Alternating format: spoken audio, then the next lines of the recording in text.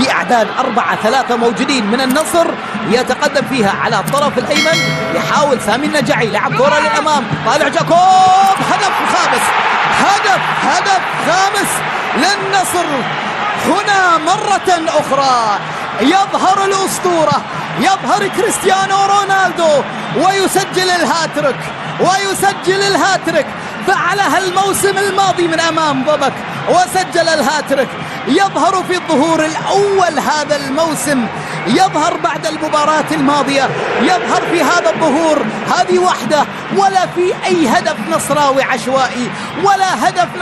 عشوائي، هذه وحده وهذه ثنتين، وكأنهم اتفقوا على هذه اللعبات. الأهداف النصراوية كلها مرسومة، كلها على بصمة كريستيانو رونالدو ورفاقه.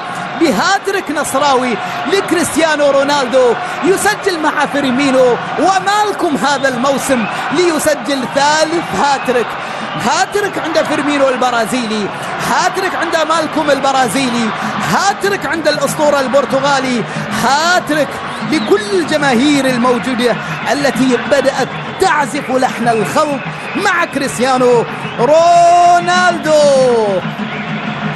شوف، ومع حكم المباراة ستكون هذه الكرة التي تعشقك وتعشقها ستكون من نصيبك.